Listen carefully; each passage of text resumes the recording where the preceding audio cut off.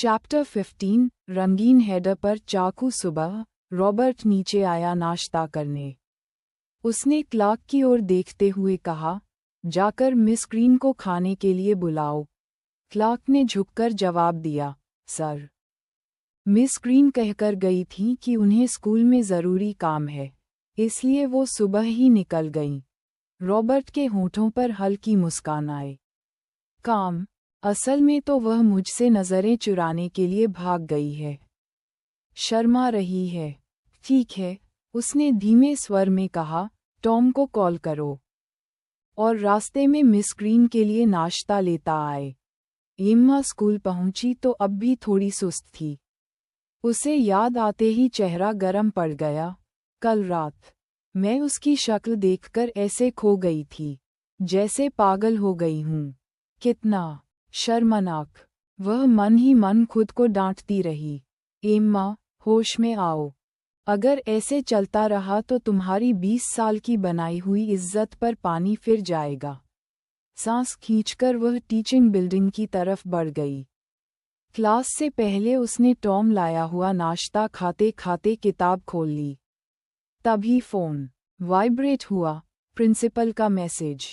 Emma का चेहरा ठंडा पड़ गया। दोपहर की क्लास के बाद वह प्रिंसिपल के ऑफिस पहुंची। प्रिंसिपल, आपने बुलाया? उसने सम्मान से कहा। प्रिंसिपल की निगाहें हमेशा की तरह सख्त थीं। पिछली बार तुमने कहा था कि मेरे बेटे टेड से ब्रेकअप कर चुकी हो। जी, हम अलग हो चुके हैं।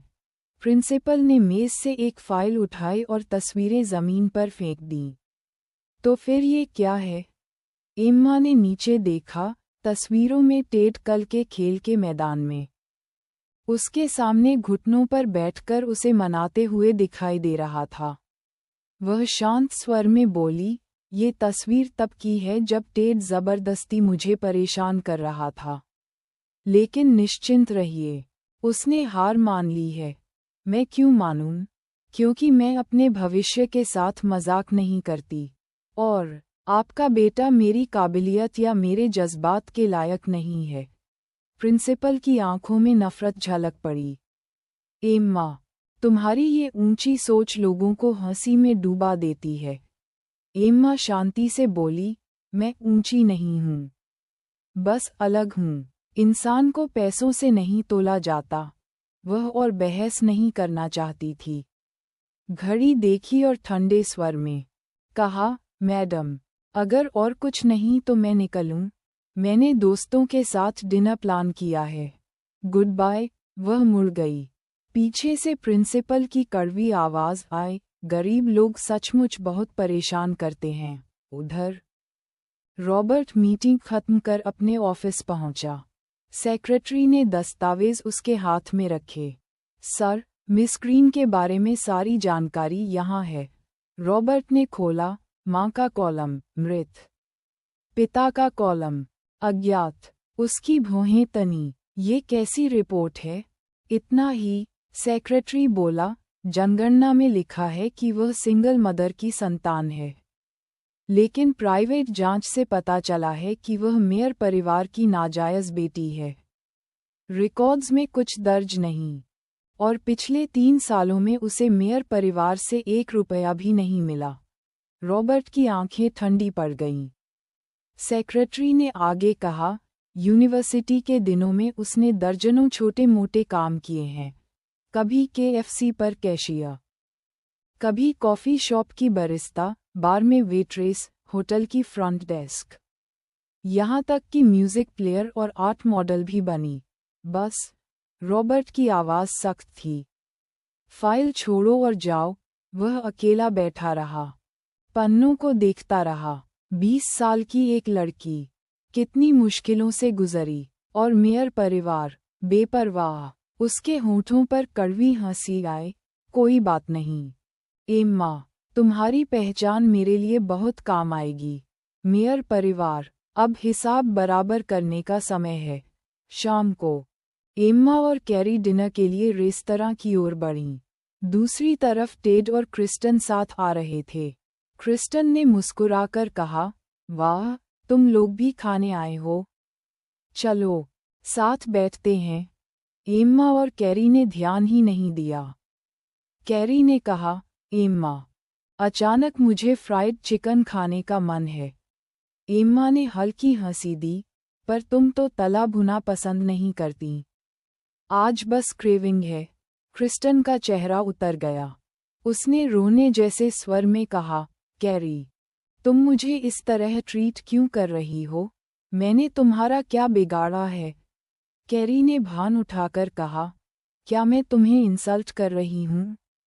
अगर मैं चिकन खाऊं तो ये तुम्हारा अपमान होगा।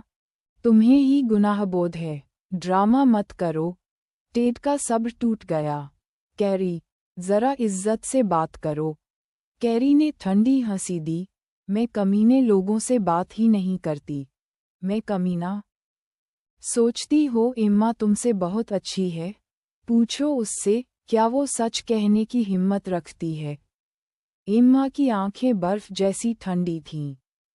कैरी बिफर गई, तूने धोखा दिया और अब बहाना बना रहा है। जानता भी है। एम्मा ने तुम्हारे लिए क्या क्या सहा। तुम्हारी माँ ने उसे बार बार तंग किया, उसका एक्सचेंज प्रोग्राम भी छिनवा लिया। वो सब उसने तुम्हारे लिए चुपचाप सहा। और तू और तेरी माँ मिलकर उसे तोड़ते रहे। और अब तू इस क्रिस्टन के साथ इश्क फरमा रहा है। तू और तेरी माँ दोनों कमीने हो।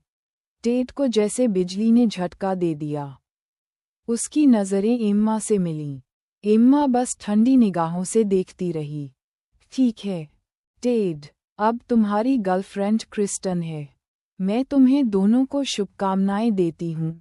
2 हफ्ते बाद एम्मा का पैर ठीक हो गया। उसने बैसाखी फेंक दी और खुशी से काम पर लौट आई। शाम 3 बजे बर्गर शॉप में जैक आया। एम्मा ने कैप का किनारा नीचे खींच लिया।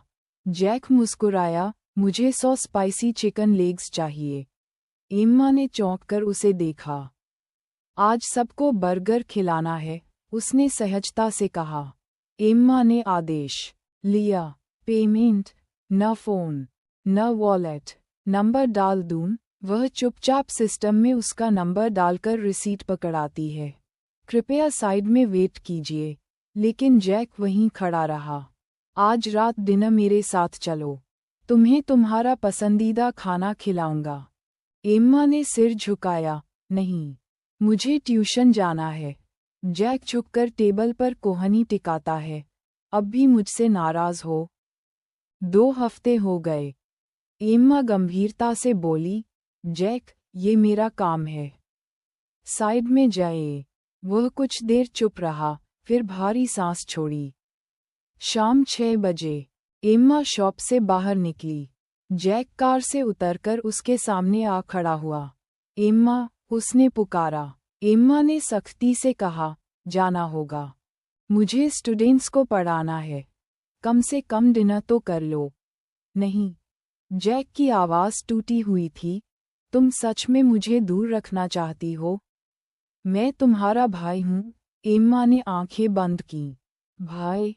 तुम और तुम्हारा पिता दोनों यही सोचते हो कि मैं सिर्फ पैसे के लिए किसी अमीर से जुड़ना चाहती हूँ। मेरी माँ ने जो अपमान सहा, वो तुम्हारे पिता की वजह से था। और तुम भी वही सोचते हो? तो सुन लो, मुझे अमीरों से कोई उम्मीद नहीं। मैं बस दूरी बनाए रखना चाहती हूँ। वह जाने लगी। तभी जैक ने उसका हाथ पकड़ लिया। एम्मा, तभी दूर से एक काली बेंटले रुकी। रॉबर्ट उतरा। उसकी नज़रें सीधी जैक पर जमी और फिर धीरे धीरे एम्मा की कलाई पर टिक गईं। हवा में सन्नाटा जम गया। चैप्टर 16 रॉबर्ट की असली हलचल। जैक का चेहरा ठंडा पड़ गया जैसे ही उसने रॉबर्ट को सामने आते देखा। रॉबर्ट ने होठों पर एक विजयी मुस्कान लाते हुए कहा, मिस ग्रीन, मैं आपको लेने आया हूँ।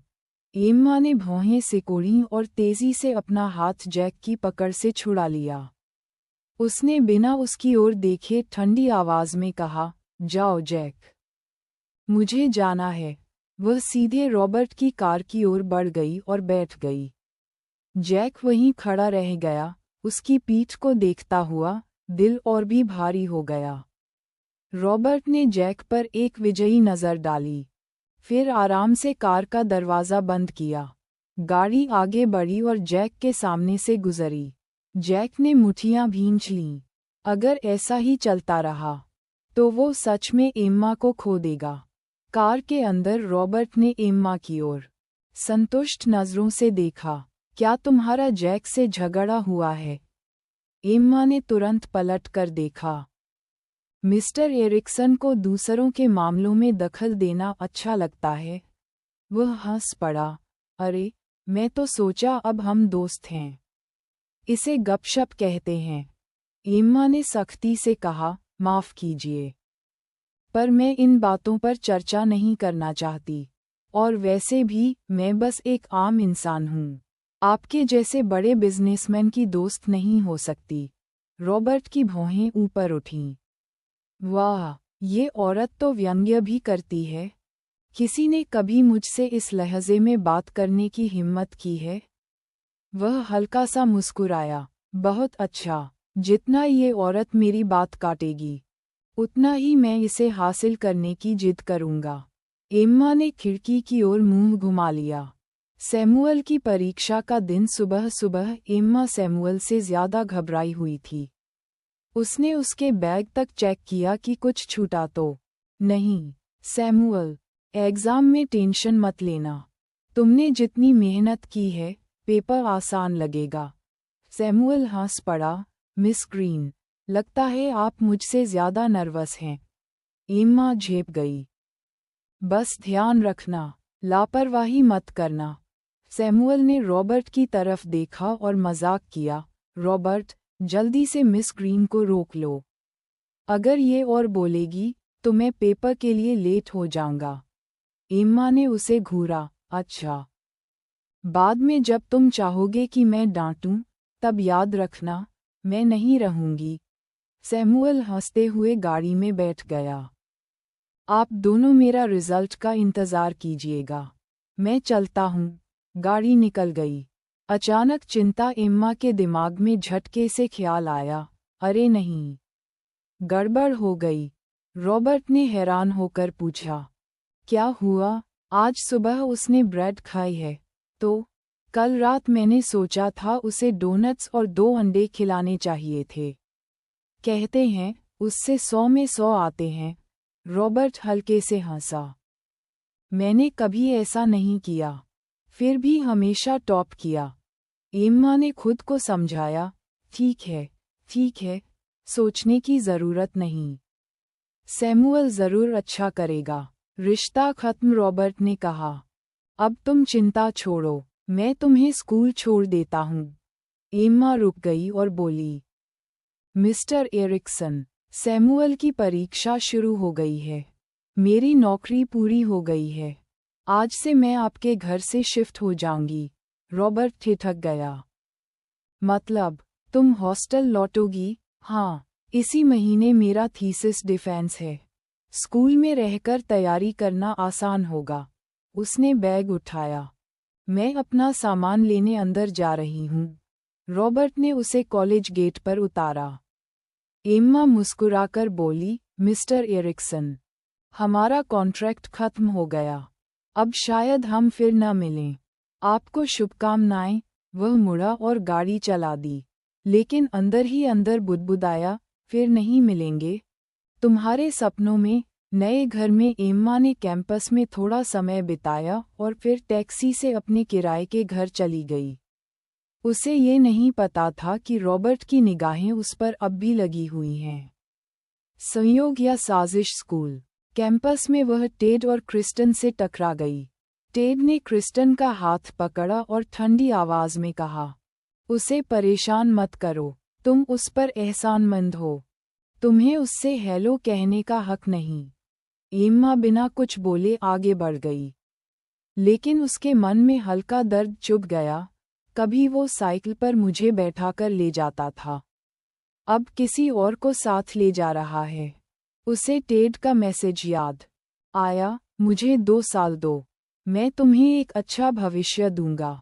लेकिन उसने साफ जवाब दिया था, भविष्य का सामना करने के लिए मैं तुमसे हमेशा के लिए विदा लेना चाहती हूँ।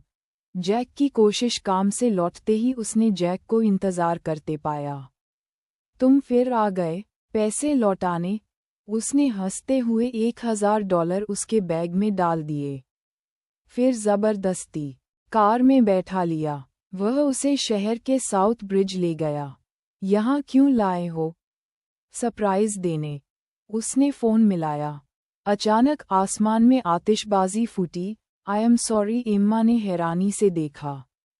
जैक बोला, मैंने गलत किया। मैंने तुम्हें कंट्रोल करने की कोशिश की, लेकिन अब नहीं। माफ़ कर दो। एम्मा मुस्कुराई। मुझे पता है, तुम मेरे भले के लिए सोचते हो। और हाँ, मैं रॉबर्ट से अब कोई रिश्ता नहीं रखूंगी। जैक के चेहरे पर राहत आई। लेकिन उसी वक्त उसके बैग में रखा फ़ोन हल्का सा चमका। स्क्रीन पर नाम था मिस्टर एरिक्सन। लगातार 5 कॉल्स, लेकिन फ़ोन साइलेंट था। उसे पता ही नहीं चला। रॉबर्ट अपने ऑफिस में फ़ोन पटक चुका था। तो ये औरत अब मुझे नज़रअंदाज कर रही है।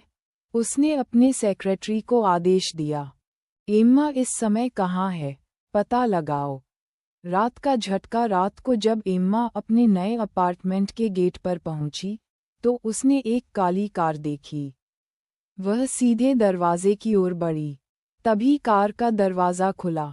रॉबर्ट उतरा, कार से टिककर खड़ा हो गया और गहरी आवाज़ में बोला, ये जगह तुम्हारा कॉलेज तो नहीं लगती। एम्मा चौंक गई। मिस्टर एरिक्सन, आप यहाँ? वह धीरे धीरे उसके पास आया। इस शहर में तुम चाहे डिब्बे में रहो, मैं तुम्हें ढूंढ ही लूंगा।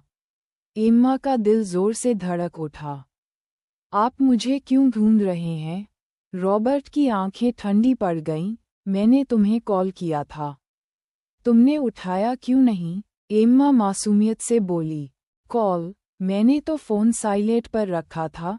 जब उसने फ़ोन निकाला, उस पर साफ लिखा था 9 मिस्ड कॉल्स, 5 रॉबर्ट के और 4 कैरी के। रॉबर्ट ने देखा और भीतर ही भीतर सन रह गया। तो ये औरत कोई खेल नहीं खेल रही थी। सच में, उसे मेरी परवाह ही नहीं है। उसके दिल में एक अजीब सी बेचैनी उठी। ये औरत इतनी बेरहम कैसे हो सकती है? चैप्टर 17। क्या आप मेरे साथ ऊपर आने वाले हैं? फ़ोन के दूसरी तरफ कैरी घबराकर बोली, हे भगवान! एम्मा, जल्दी से कहीं छिप जाओ। बताओ, क्या तुमने किसी को नाराज़ किया है? एम्मा ने सोचा, नहीं, ऐसा तो कुछ नहीं हुआ। क्या बात है? मैं डॉम में टीवी चालू करने ही वाली थी कि अचानक 3 ताकतवर औरतें अंदर आ गईं। गुस्से में कह रही थीं कि वो तुम्हें ढूंढ रही हैं। मैंने कहा तुम अब यहाँ नहीं रहती। तो पूछने लगी तुम कहाँ शिफ्ट हुई हो। मैंने कहा मुझे नहीं पता, क्योंकि तुमने हमें भी नहीं बताया। फिर वो चली गईं। 3 औरतें? हाँ। सोचो ज़रा, क्या तुमने किसी को नाराज़ किया है? एम्मा ने होंठ भींच लिए। नहीं, मैं तो ज़्यादा किसी से मिलती जुलती भी नहीं। कैरी ने झुंझलाते हुए कहा, कहीं वो घटिया क्रिस्टन का काम तो नहीं? पहले भी उसने तुम्हें बुली करने के लिए लोग भेजे थे। एम्मा ने भौहें सिकोड़ लीं। पता नहीं, पर शायद अब सब ठीक है। मैं सावधान रहूंगी। चिंता मत करो। खैर, बाहर ज़्यादा मत घूमना, संभल कर रहना, ठीक है? मैं इतनी आसानी से बुली नहीं हो सकती। चिंता मत करो। कॉल काटकर उसने रॉबर्ट की ओर देखा। अब वो उसका सबसे बड़ा मसला नहीं था। मिस्टर एरिक्सन, अगर कोई ज़रूरी काम नहीं है तो मैं ऊपर जा रही हूँ। रॉबर्ट ने पूछा, तुम्हारी रूममेट ने अभी जिन औरतों का जिक्र किया था, वो कौन थीं? एम्मा ने सिर हिलाया। पता नहीं, बस इतना कि 3 औरतें डॉम में मुझे ढूंढने आई थीं। रॉबर्ट की आंखें सिकुड़ गईं। लगता है, तुमने वाकई किसी को नाराज़ किया है। मुझे नहीं पता। वह दरवाजे की तरफ इशारा करता हुआ बोला, दरवाज़ा खोलो। एम्मा ने दरवाज़ा खोला और मुस्कुराकर कहना चाहा, गुड नाइट मिस्टर एरिक्सन। पर इससे पहले ही रॉबर्ट भीतर कदम रख चुका था। वह स्तब्ध रह गई। ये अंदर क्यों आ रहा है? कुछ कदम चलकर वो लिफ्ट तक पहुंचा। एम्मा वहीं खड़ी रही तो उसने पलटकर पूछा, आओगी नहीं? एम्मा हैरान रह गई। मिस्टर एरिक्सन, क्या आप सचमुच मेरे साथ ऊपर आने वाले हैं? रॉबर्ट चुप रहा। एम्मा ने हिम्मत जुटाकर कहा, मैं किसी अजनबी आदमी को अपने घर में इनवाइट नहीं करती। मैं मेहमान बनकर नहीं आ रहा। बस ये देखना चाहता हूँ कि ऊपर कोई खतरा तो नहीं। एम्मा झुंझलाए। ऊपर सब सुरक्षित है। वह बाहें सीने पर बांधकर बोला, तुम्हें कैसे पता? आज मेरा पहला दिन है यहाँ। कोई नहीं जानता कि मैं यहाँ शिफ्ट हुई हूँ। उसकी नज़रें और पैनी हो गईं। तो क्या मैं कोई नहीं हूँ? एम्मा अटक गई। आप तो सब जानते ही हैं। तो क्या गारंटी है कि जो लोग तुम्हें डॉम में ढूंढने आए, उन्हें ये पता नहीं? वो तर्क सही था। औरतों ने इतनी जल्दी उसका पता कैसे निकाला? यकीनन किसी ने गहरी तलाश की थी। चलो ऊपर, आदेशात्मक स्वर में कहकर वो आगे बढ़ गया। एम्मा ने उसके पीछे नजर डाली। ये आदमी तो जैसे अपनी मर्जी से ही चलता है। लिफ्ट में चढ़ते ही रॉबर्ट बोला, सोचा था तुम काफी समझदार हो। वो चौंकी। मतलब? उसने शांति से कहा, तुम्हारा बॉयफ्रेंड तुमसे छीना गया और तुम डॉम से बाहर आ गईं। क्यों? एम्मा ने भौहें चढ़ाईं। क्या आपने मेरी जांच करवाई? मेरे पास इतना फालतू वक्त नहीं। तो फिर आपको सब पता कैसे? उसकी नज़रें ठंडी थीं। बारिश वाले दिन तुम अचानक मेरी कार में कूदी थीं। बस वहीं से अंदाज़ा लगाया। और ये कैसे पता चला कि वो औरत मेरी रूममेट थी? मैंने कभी नहीं बताया। वो मुस्कुराया। तुम्हारे प्रिंसिपल ने बताया, टेट का टेस्ट अच्छा नहीं। दुनिया में इतनी लड़कियां थीं, फिर भी उसने उसी डॉम की चुनी। एम्मा का चेहरा उतर गया। तो प्रिंसिपल? लिफ्ट का दरवाज़ा खुला। वो बाहर निकल आई। रॉबर्ट ने पीछे से पुकारा। अब तक जवाब नहीं दिया। डॉम छोड़ा क्यों? किसी ने निकाला नहीं। मैंने खुद छोड़ा। उसने कहा वो नहीं जाएगी। और मैं उस जैसी लड़की के साथ नहीं रहना चाहती थी। वो मुस्कुराया। मेरे हिसाब से तुम्हें निकाला गया। ये आपकी राय है। मुझे तो आज़ादी मिली। भले बॉयफ्रेंड छिन गया हो, लेकिन मैंने सब कुछ नहीं खोया। मैंने अपने आप को पाया। रॉबर्ट रुक गया। उसकी तरफ देखता रहा। खुद को दिलासा देने का ढंग तुम्हारा अलग है। जीता क्या? एम्मा ने उसकी आंखों में देखते हुए कहा। अपनी आज़ादी, अपना होना, धोखे और दर्द से भरे रिश्ते से निकलकर अपने आप को बचा लेना, यही मेरी जीत है। उसने दरवाज़ा खोला और अपार्टमेंट में कदम रखा। रॉबर्ट उसकी बातों पर हल्का सा मुस्कुराया। अजीब औरत है ये। चीटिंग अपनी आंखों से देखी, फिर भी न झगड़ा, न हंगामा। शांति से रिश्ता तोड़कर खुद पीछे हट गई। शायद इसी वजह से टेड अब भी उसके पीछे पड़ा है। ये औरत वाकई अलग है। वो अंदर आया। छोटा सा वन रूम अपार्टमेंट था। उसके शयनकक्ष से भी छोटा। रॉबर्ट ने चारों ओर देखा। तुम यहाँ रहोगी? एम्मा ने उसे घूरा। इस दुनिया में सब तुम्हारी तरह भाग्यशाली नहीं होते। मुझे ये जगह ठीक लगती है। वो हंसा। ठीक? इस अंधेरे, उदास कोने को ठीक कहती हो? मुझे सूट करता है। और जो सूट करे वही बेस्ट। विला में क्यों नहीं रहती? वहाँ बेहतर है। आपके घर में? किस हक से? एम्मा ने बैग टेबल पर रखा। ये घर मेरी मेहनत से भरे किराए से लिया है। यहाँ रहकर चैन मिलता है। तुम्हें मेरे घर भी चैन मिलता। सैमुअल की ट्यूटर होकर अब वो रिश्ता खत्म हो चुका है। और जैसा देख रहे हैं, यहाँ सब सुरक्षित है। अब अगर आप इजाज़त दे तो मुझे थीसिस लिखनी है। रॉबर्ट सोफे पर बैठ गया। अभी तो खतरा नहीं, पर आगे हो सकता है। चलो, एक कप कॉफ़ी बना दो, पीकर चला जाऊंगा, एम्मा थककर बोली। नहीं, चाय ही सही। नहीं, कम से कम पानी। नहीं, रॉबर्ट ने हल्की मुस्कान फेंकी। मेहमानों की ऐसी खातिरदारी पहले कभी नहीं देखी। एम्मा ने हार मानकर एक गिलास पानी रख दिया। बस यही है, पीकर चले जाइए। वो पीछे कुर्सी पर बैठकर काम करने लगी। जब रात काफी हो गई, उसने पीछे देखा तो रॉबर्ट जा चुका था। कॉफी टेबल पर एक कागज पड़ा था। उस पर लिखा था, मैं जा रहा हूँ। कल रात घर पर डिनर है। सैमुअल की हाई स्कूल यात्रा के खत्म होने की खुशी में एम्मा ने कागज मसलने ही वाली थी कि अचानक घर शब्द पर नजर ठहर गई। वो बुदबुदाए, घर, मेरे पास तो कोई घर ही नहीं। चैप्टर 18, यह मेरा तोहफा है। दोपहर की कक्षा खत्म होने के बाद एम्मा ने स्कूल गेट पर टॉम को उसका इंतजार करते देखा। दरअसल उसने एरिक्सन विला जाने का कोई इरादा नहीं किया था, लेकिन दोपहर में सैमुअल ने फ़ोन किया और खुश होकर बताया कि उसने परीक्षा में अच्छा किया है। वह उसे एक सही मायने में डिनर कराना चाहता था। एम्मा ने सोचा कि अगर वह मना करेगी तो सैमुअल का मूड खराब हो जाएगा, इसलिए उसने हामी भर दी। जब वह एरिक्सन परिवार के विला पहुंची, तो वहां रॉबर्ट भी मौजूद था। दोनों भाई आंगन में बातचीत कर रहे थे। रॉबर्ट ने उसकी तरफ देखा। तुम आ गई? एम्मा ने सिर हिलाया और फिर सैमुअल से पूछा, परीक्षा कैसी रही? सैमुअल मुस्कुराया। मुझे नहीं पता दूसरों को कैसी लगी, लेकिन मुझे तो बहुत आसान लगी।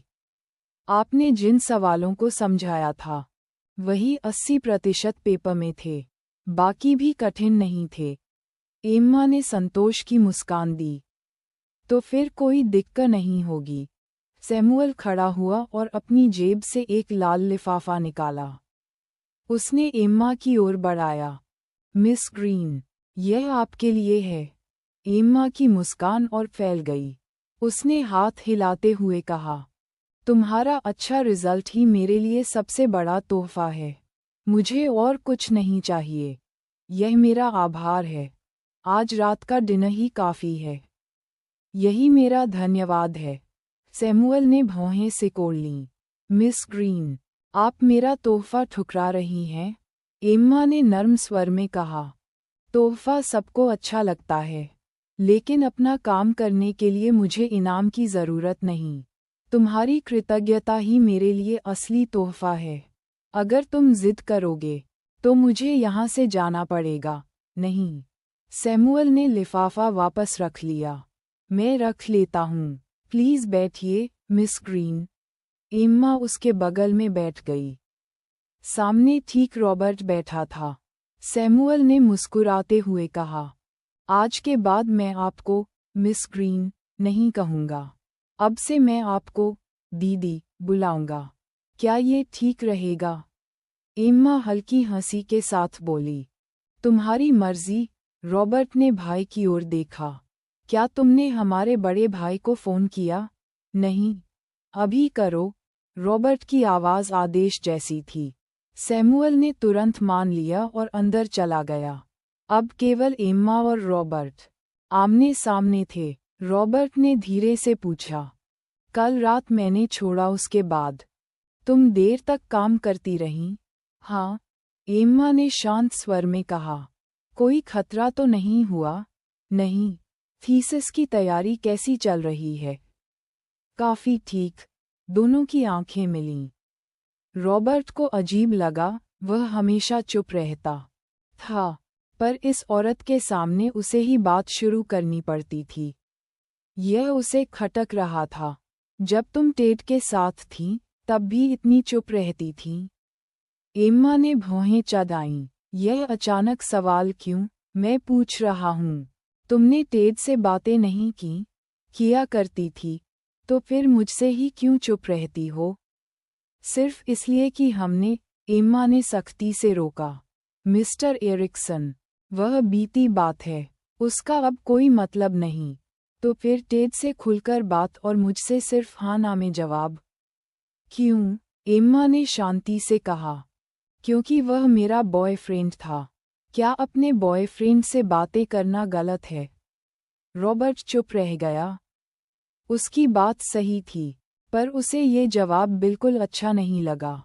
वह सोच रहा था, इस औरत को बदलना होगा। शायद उसे जीतना होगा। तभी सैमुअल भागते हुए बाहर आया। रॉबर्ट, हमारे बड़े भाई और भाभी आ रहे हैं। बस पहुंचने ही वाले हैं। रॉबर्ट की भौहें तन गईं। एम्मा ने सोचा, क्या यह वही बड़े भाई हैं जिनके बारे में अफवाह थी कि रॉबर्ट ने उनकी गाड़ी का एक्सीडेंट करवाया? उसे लगा कि यह पारिवारिक मामला है। मिस्टर एरिक्सन, सैमुअल, मुझे लगता है मुझे अब चलना चाहिए। बैठो।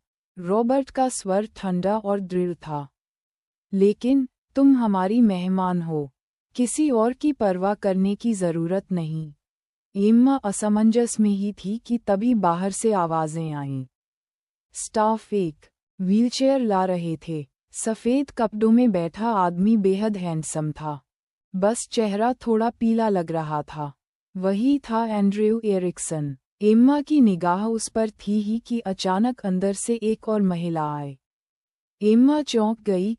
ये तो वही मिस वॉल्ट थी, जिससे वह रॉबर्ट के साथ डिनर में मिल चुकी थी। क्या ये रॉबर्ट के बड़े भाई की पत्नी है?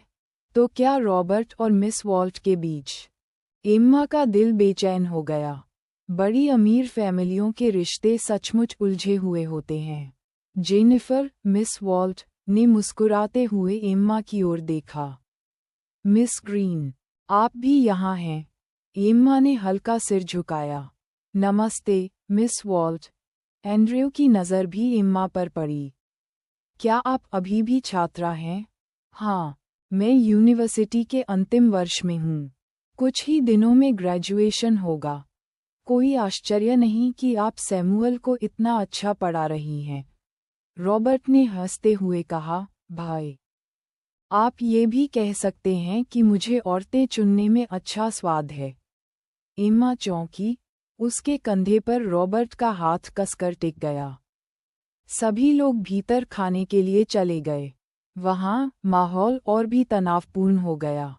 बातचीत, इशारे और नज़रें, सब में छिपी दुश्मनी और रहस्य साफ झलक रहे थे।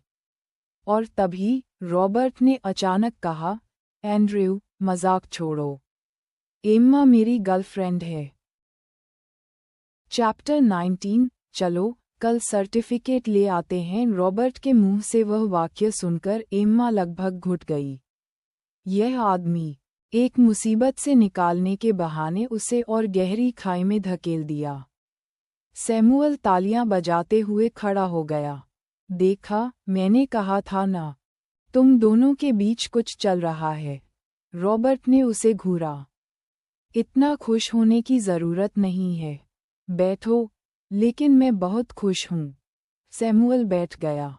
रॉबर्ट, मुझे पता था कि तुम्हें मेरी पढ़ाई की इतनी चिंता नहीं थी। पिछले महीने तुम बार बार मेरे पास आते थे। असली मकसद तो यही था। रॉबर्ट बस मुस्कुराया। एम्मा का चेहरा लाल हो गया।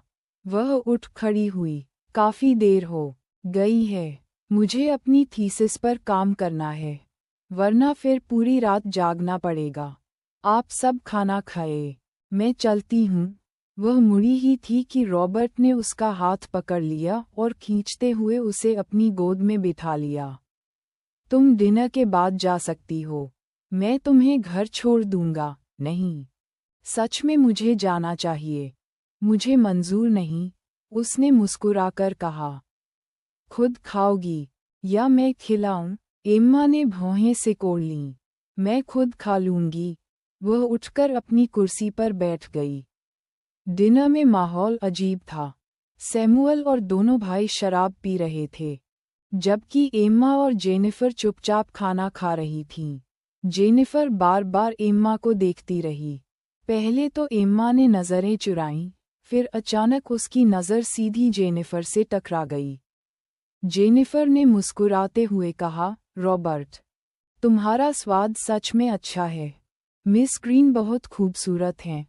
रॉबर्ट ने बिना झिझक कहा, वो सिर्फ खूबसूरत ही नहीं हैं, वो नॉर्दर्न सिटी यूनिवर्सिटी का सबसे चमकता फूल हैं, टॉप स्टूडेंट हैं। और उनकी पर्सनैलिटी भी बेहतरीन है। मेरे दिल को पूरी तरह भा चुकी हैं। एम्मा का दिल धड़क उठा। उसे पता था ये बस एक नाटक है, लेकिन कौन तारीफ सुनकर खुश नहीं होता। एंड्रयू ने अचानक कहा, तो फिर जल्द ही हमारी शादी की दावत भी होगी। सैमुअल चौंक गया। क्या मतलब, रॉबर्ट, तुम शादी करने वाले हो? रॉबर्ट मुस्कुराया, ये तो मिस ग्रीन पर निर्भर है। मैं तो तैयार हूँ। अगर वो हाँ कहें तो कल ही सर्टिफिकेट ले सकता हूँ। सभी नज़रें एम्मा पर टिक गईं। उसका गला सूख गया। क्या ये आदमी कभी रुकने वाला नहीं था? उसने पानी पिया और हल्की मुस्कान के साथ जवाब दिया, ग्रेजुएशन के बाद शादी करना आम बात है। मैं तैयार हूँ। कल ही सर्टिफिकेट ले लेते हैं। ठीक है। पूरे टेबल पर सन्नाटा छा गया। रॉबर्ट ने भौहें उठाईं। कल अच्छा दिन है। सुबह 8 बजे मैं तुम्हें लेने आऊंगा। एम्मा के होश उड़ गए। उसने सोचा वह मजाक कर रहा है, लेकिन उसकी नज़रों में गंभीरता थी। जेनिफर का चेहरा सफ़ेद पड़ गया। एंड्रयू ने उसकी ओर देखा, फिर ठंडी नज़र हटाकर वाइन उठाई। रॉबर्ट, मिस ग्रीन, बधाई हो। मिस ग्रीन शराब नहीं पीती। मैं हमारी तरफ से टोस्ट करता हूँ। रॉबर्ट ने जाम उठाया। सैमुअल भी हंसते हुए बोला, भाई, बधाई हो। एम्मा बस पत्थर सी बैठी रही। उसके अंदर का गुस्सा और घबराहट अब फटने को थी। डिनर के बाद बाहर जाते समय रॉबर्ट ने सहज अंदाज में कहा, आज रात मैं मिस ग्रीन के घर रहूंगा, वापस नहीं आऊंगा। एम्मा ने दांत भींच लिए। यह आदमी। गाड़ी में बैठते ही उसने हताशा में मुंह ढक लिया। क्या तबीयत खराब है? रॉबर्ट ने पूछा। उसने गुस्से से चिल्लाया, टॉम, गाड़ी रोक दो। गाड़ी रुकते ही एम्मा बाहर कूदी और जोर से सड़क की ओर चिल्लाई।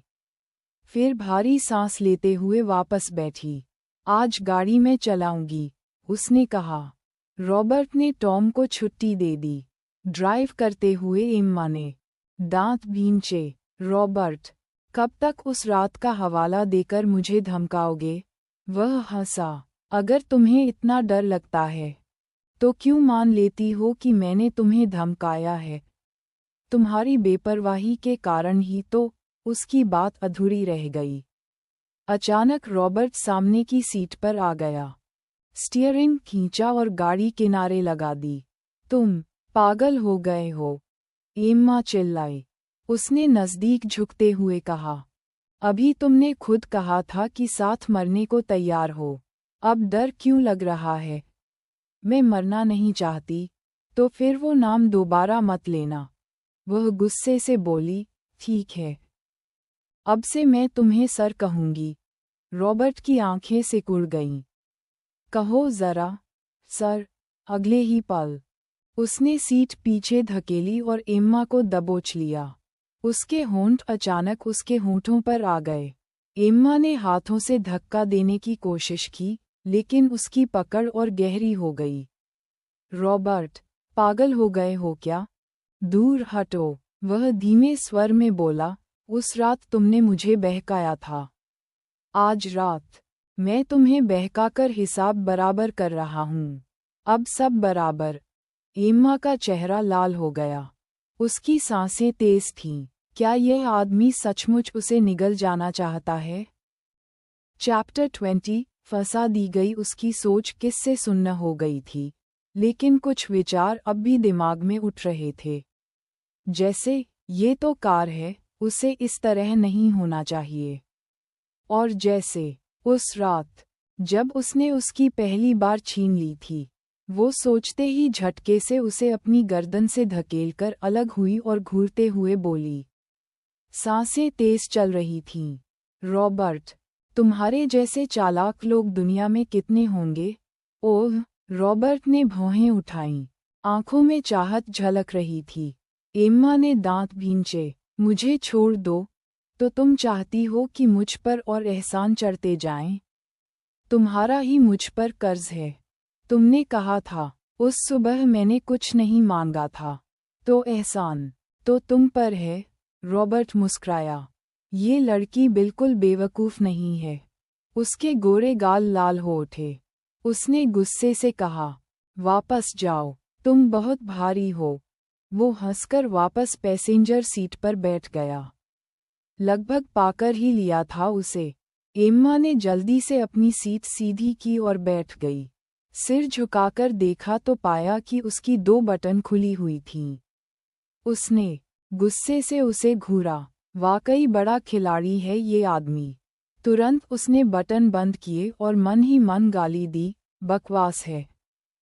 रॉबर्ट एरिक्सन, अब कभी इस आदमी से नहीं मिलूंगी। कभी नहीं। वो अपार्टमेंट पहुंची, गाड़ी रोकी और बाहर निकली। सख्त चेहरे से बोली, घर तक पहुंचाने के लिए धन्यवाद। अलविदा। मुड़कर जाने ही वाली थी कि उसने पीछे से कहा, तो फिर मुझे फिर से भगा दोगी? मैंने कह दिया है कि आज रात वापस नहीं जाऊंगा, मिस्टर एरिक्सन। मुझे उम्मीद है आप मुझे मजबूर नहीं करेंगे। मेरे अपने कारण हैं। मेरा ड्राइवर तो तुमने बीच रास्ते उतार दिया। अब क्या चाहती हो कि मैं शराब पीकर गाड़ी चलाऊं और जेल जाऊं? एम्मा भौहें सिकोड़कर सोच में पड़ गई। सच तो यही था। उसने टॉम को उतार दिया था, जबकि रॉबर्ट ने शराब पी रखी थी। ठीक है, मैं तुम्हारे लिए कोई ड्राइवर बुला दूंगी। क्या तुम सोचती हो मैं अपनी कार किसी अजनबी के हवाले कर दूंगा? अगर हादसा हो गया तो तुम्हें कैसे यकीन है कि हादसा होगा? किसे पता? अभी थोड़ी देर पहले तो कोई मेरे साथ मरने को तैयार था। उसकी नज़रें चुभ रही थीं। एम्मा को सच में लगा कि अब वो मुश्किल में है। तो तुम सोचते हो आज रात यहीं रुकोगे? रॉबर्ट ने भौहें उठाईं। तुम चाहो तो मुझे भगा सकती हो, लेकिन पहले मुझे कोई ऐसा नाम दो जो मुझे पसंद आए। वो गुस्से से मुड़ी। मुझे क्या पता तुम्हें क्या नाम पसंद है। तो मैं मान लूं कि तुम मुझे रोकना चाहती हो। ठीक है, मैं तुम्हें मिस्टर एरिक्सन बुलाऊंगी। ये नाम मंजूर नहीं? तो रॉबर्ट एरिक्सन बहुत औपचारिक है। तुम इतना पूछते क्यों हो? क्योंकि मैं सबके साथ ऐसा नहीं करता। तुम्हारे लिए ये इज्जत है। मुझे ऐसी इज्जत नहीं चाहिए। एम्मा ने मन ही मन सोचा। उसने भौहें उठाकर कहा, डार्लिंग या रॉबर्ट, इन 2 में से चुनो। एम्मा ने हैरानी से देखा। ये आदमी ऐसा क्यों है? इनमें से कोई अच्छा नहीं लगता, कोई और चारा नहीं। दरवाज़ा खोलो, रॉबर्ट, उसने दबी आवाज़ में कहा। उसके होठों पर संतोष की मुस्कान आए। अब देर किस बात की? ड्राइवर ढूंढो। एम्मा ने फौरन फ़ोन उठाया और किसी को बुलवाया। जाते जाते उसने खिड़की से झांककर कहा, जल्दी सो जाना। कल मिलते हैं। एम्मा सन्न रह गई। कौन मिलना चाहता है तुमसे?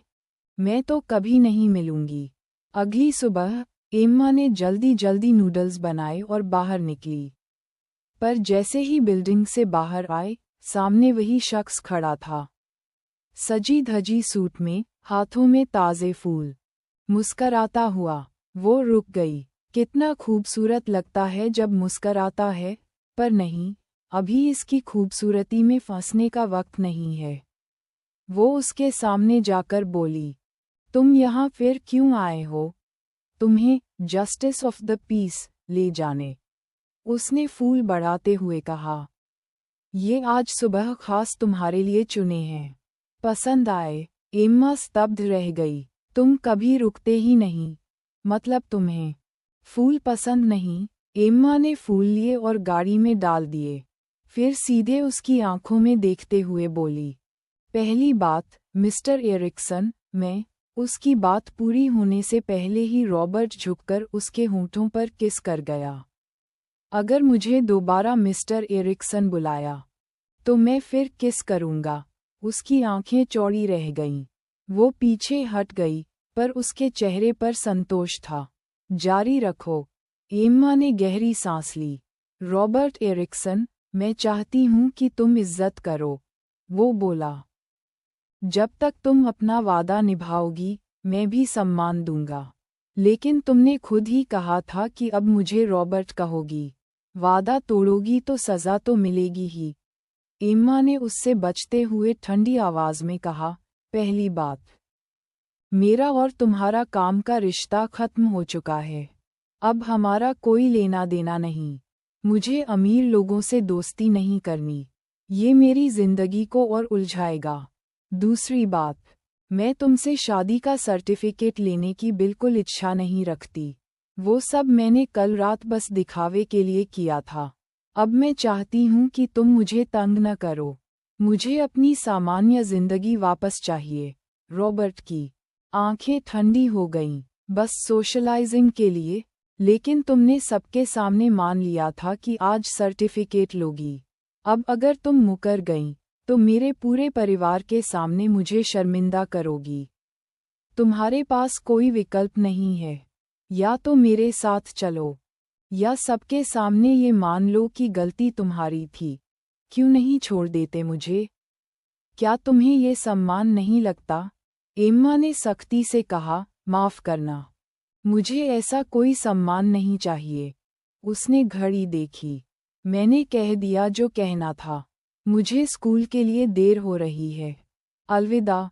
वो उसे पीछे छोड़ चली गई। रॉबर्ट ने बस उसकी पीठ देखी और कार में पड़े फूलों को घूरा। ठीक है, मैं जानता था ये इनकार होगा। पर याद रखना, एक दिन तुम खुद मेरे साथ आओगी। पूरे हफ्ते रॉबर्ट दिखाई नहीं दिया। एम्मा को चैन और सुकून मिला, जैसे जिंदगी फिर से सामान्य हो गई हो। लेकिन उस सुबह जब वो स्कूल पहुंची, कुछ अलग था। गेट पर कैरी उसका इंतजार कर रही थी। आज सब तुम्हें देख क्यों रहे हैं? एम्मा ने पूछा। कैरी हंसी। शायद आज तुम बहुत सुंदर लग रही हो। एम्मा ने अपने पुराने कपड़े देखे। नहीं, वजह कुछ और है। और थोड़ी देर बाद सच्चाई सामने आए, तुम्हारी स्कूल में रहने की क्वालिफिकेशन रद्द कर दी गई है। एम्मा का खून जम गया। किसने? क्रिस्टन और टेड ने किया है। अगर आपको ये स्टोरी पसंद आ रही है तो प्लीज़ चैनल को सब्सक्राइब करें और लाइक करना मत भुलाना। कहानी सुनने के लाइक आपका दिल से धन्यवाद।